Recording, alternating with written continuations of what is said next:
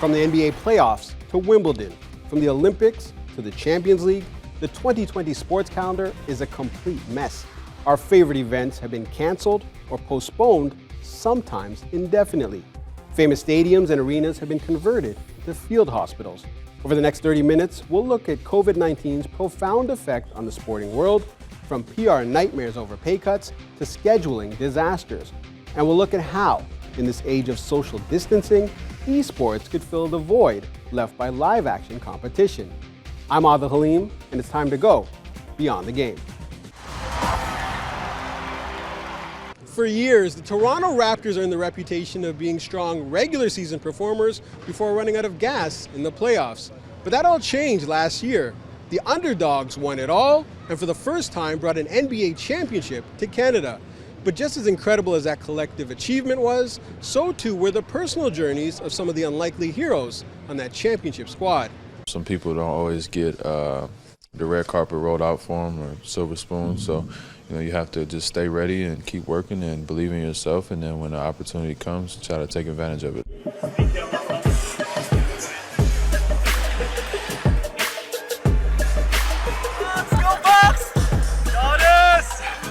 These basketball fans had waited a long time for this moment, the NBA's first ever regular season game in Paris.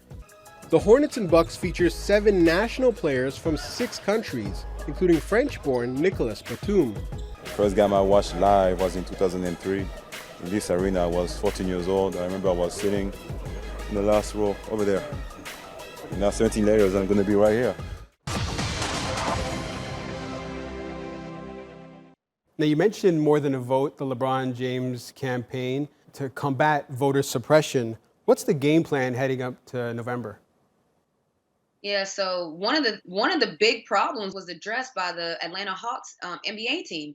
They said that they're going to open up State Farm Arena as one of the polling places. So now that's a huge area, and LeBron James has been stated saying he thinks all NBA teams should do that.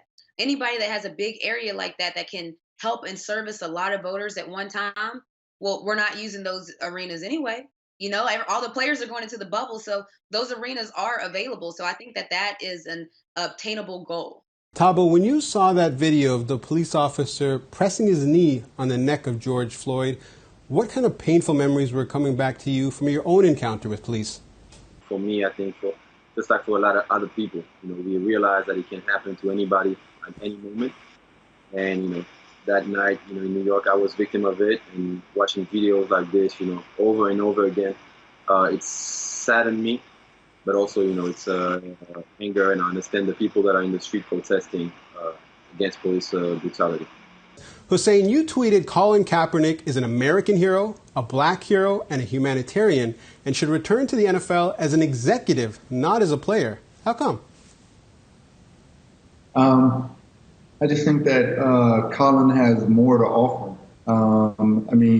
He was ahead of this. He was someone who was willing to risk his playing career to go out and talk about these different injustices that have been going on in America for far too long. Motorsports fans rejoice. Formula One is back. After months of delays, postponements, and cancellations due to COVID-19, the 2020 season finally got the green light at the Austrian Grand Prix. And as Tala Duman explains, the race proved to be a great start to the season. There's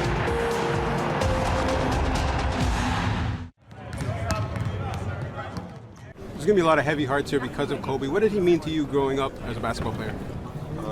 He meant a lot to me growing up. I think everybody respected his mentality for the game.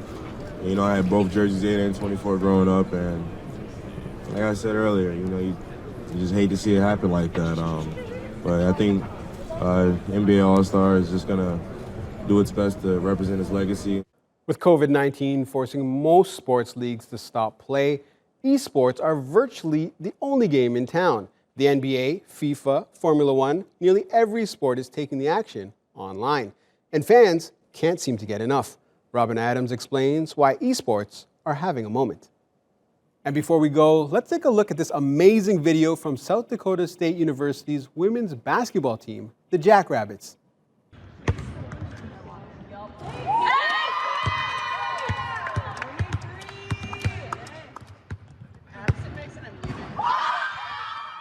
But these first two baskets weren't the only ones they drilled from half court. It's a pregame tradition for everyone on the team to take part in this half-court shootout. And this time they sank not one, not two, not three, not even four, but five. Yes, 5 in a row from half court. No surprise, these Splash Sisters have already gone viral, racking up more than 4 million views.